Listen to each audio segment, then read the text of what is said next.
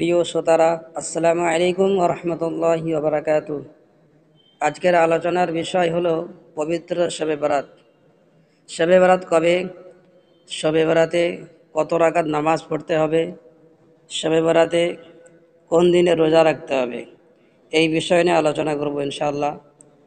শবে বরাত, যা ফার্সি ভাষায় শব অর্থাৎ রাত এবং বরাত অর্থের মানে হলো মুক্তি বা নাজাত, এই দুটি শব্দের সমন্বয়ে গঠিত। আরবি ভাষায় একে লাইলাতুল বারাত বলা হয়, যার অর্থ মুক্তির রাত। এই রাতটাই হলো মুক্তির রাত। ওই জন্য ইসলামিক ভাষায় শাবান মাসের 14 তারিখ দিবাগত রাতকে শবে বরাত বলা হয়। ইসলামিক ভাষায় শাবান মাসের 14 তারিখ দিবাগত রাতকে শবে বরাত বলা হয়।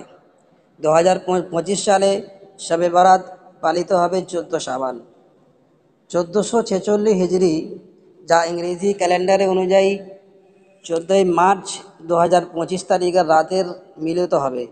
এই মহিমান্বিত রাতে মুসলিম উম্মাহ আল্লাহর নিকট ক্ষমা প্রার্থনা, ইবাদত বন্দেগী এবং দোয়া মোনাজাতের মাধ্যমে রাতটি অতিবাহিত করে থাকেন। শবে বরাতের ফজিলত সম্পর্কে বলতে গিয়ে তার আগে আমি একটা কথা, এই শবে বরাতের রাতের একটি ঘটনা আপনাদের আমি শোনাবো। আপনারা মন দিয়ে শুনবেন, কারণ এই ঘটনা আমাদের সকলেরই জন্য, খাস করে এই রাতের। শবে বরাতের একটি অনুপ্রেরণামূলক ঘটনা হলো, ইসলামের ইতিহাসে শবে বরাতকে কেন্দ্র করে বিভিন্ন ঘটনা মুসলিমদের জীবনে অনুপ্রেরণা জুগিয়েছে। আজ আপনাদের সামনে এমন একটি কাহিনী বলবো, যা শবে বরাতের মহাত্মা ও আল্লাহর ক্ষমার বার্তা বহন করবে। এক পাপী যুবকের তওবা ও আল্লাহর ক্ষমা। দেখেন, অনেক বছর আগে বাগদাদের এক প্রান্তে একটি যুবক বাস করত। তার নাম ছিল হাকিম।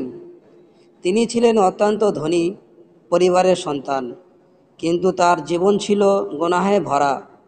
প্রতিনিয়ত মিথ্যা বলা, চুরি এবং মানুষকে ধোঁকা দেওয়া তার অভ্যাসে পরিণত হয়েছিল। হাকিমের মা ছিলেন অত্যন্ত ধার্মিক। তিনি প্রতিদিন আল্লাহর কাছে দোয়া করতেন যেন তার ছেলে সঠিক পথে ফিরে আসে। একদিন শাবান মাসে চাঁদ উঠল। হাকিমের মা তাকে বললেন, বাবা, আজ শাবান মাসের 14 তারিখ, আজ রাত হচ্ছে শবে বরাত। এই রাত আল্লাহর মাগফিরাত ও রহমতের রাত। প্লিজ, অন্তত এই রাতে কিছুক্ষণ আল্লাহর ইবাদত করো। হাকিম প্রথমে তার মায়ের কথা উপহাস করল, কিন্তু মায়ের কান্না থেকে সে কিছুটা নরম হয়ে গেল এবং বলল, ঠিক আছে মা, আমি শুধু তোমার খুশির জন্য কিছুক্ষণ নামাজ পড়ব। তারপরেও এক অলৌকিক ঘটনা ঘটল। সেই রাতের অন্ধকারে যখন সবাই ঘুমিয়ে পড়ল, তখন হাকিম অজু করে নামাজে দাঁড়ালো। প্রথমে তার মনোযোগ ছিল না নামাজে, কিন্তু তৃতীয় রাকাতে তার মনে এক অদ্ভুত অনুভূতি হলো।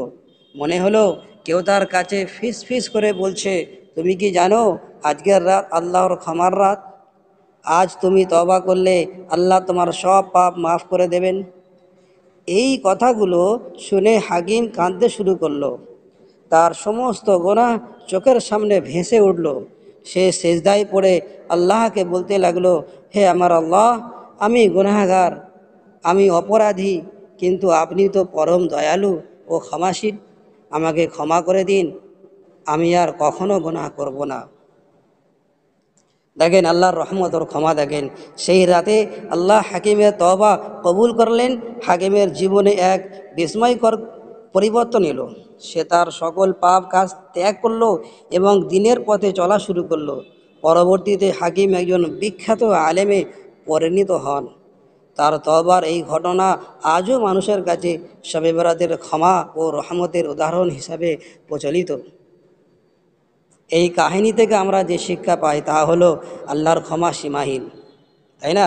আল্লাহ আল্লাহ তাআলা তার বান্দাদের প্রতি অত্যন্ত দয়ালু। যদি কেউ খাঁটি মনে তওবা করে, তাহলে আল্লাহ তাআলা তার সব পাপ ক্ষমা করে দেবেন। তওবার গুরুত্ব আমাদের কাছে থাকা খুবই জরুরি, কেননা আমাদের জীবনে এমন কোনো গুনাহ নেই যা আল্লাহ ক্ষমা করবেন না, যদি আমরা সত্যিকারে তওবা করি। শবে বরাতের রাত, এই রাত আল্লাহর কাছে ফিরে আসার রাত। এই রাতে ইবাদত করে আল্লাহর কাছে নিজের গুনাহ মাফ চাওয়ার উচিত। শবে বরাতের ফজিলত সম্পর্কে হাদিসে উল্লেখ রয়েছে।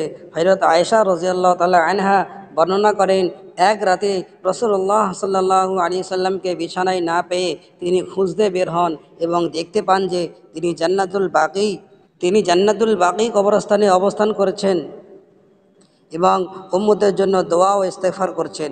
রাসূলুল্লাহ সাল্লাল্লাহু আলাইহি সাল্লাম বলেন, নিশ্চয়ই আল্লাহ তাআলা শাবানের 15তম রাতে পৃথিবীর নিকটবর্তী আসমানে অবতরণ করেন এবং বনি কলব গোত্রের ভেড়ার পশমের সংখ্যার চেয়েও অধিক সংখ্যক মানুষকে ক্ষমা করেন।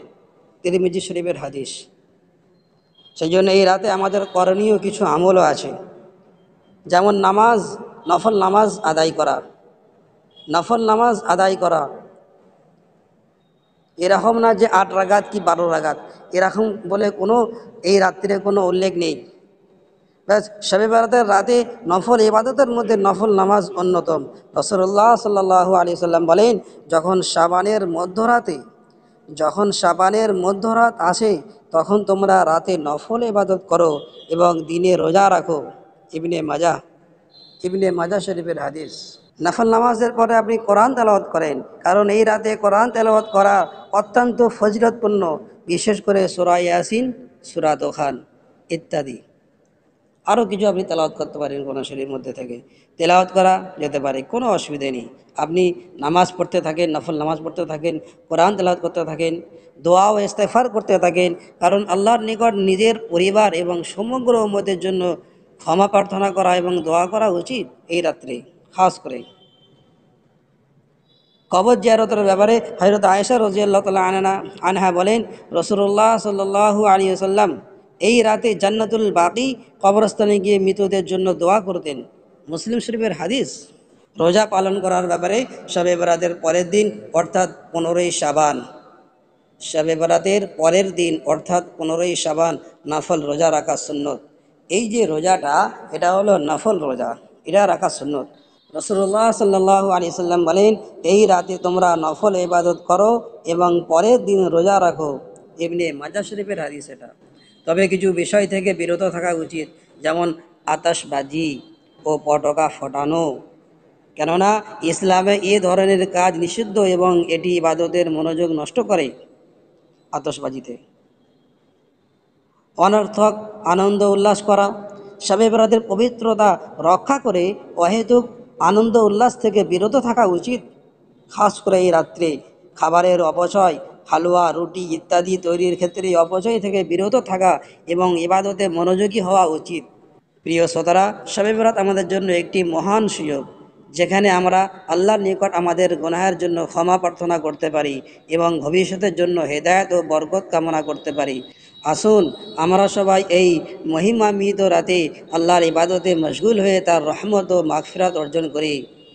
আল্লাহ আমাদের সবাইকে সঠিকভাবে ইবাদত করার তৌফিক দান করুন এবং আমাদের গুনাহ মাফ করে জান্নাতুল ফিরদাউস নসিব করুন। আসুন এই রাত্রে আমরা তওবা ও আত্মশুদ্ধি করি, আল্লাহর কাছে খাঁটি মনে তওবা করুন, জীবনকে গুনাহ থেকে মুক্ত করে সংকল্প গ্রহণ করি।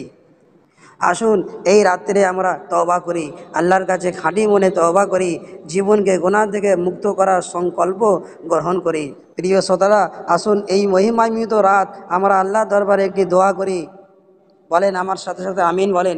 হে আল্লাহ, আপনি আমাদের সমস্ত গুনাহ মাফ করে দিন, আমাদের জীবনের সব বিপদ আপদ থেকে রক্ষা করুন, আমাদের হেদায়েতের পথে চলার তৌফিক দিন এবং জান্নাতুল ফিরদাউস দান করুন। আমিন সুম্মা আমিন। প্রিয় শ্রোতারা, শবে বরাত আমাদের জীবনের জন্য একটি গুরুত্বপূর্ণ সুযোগ।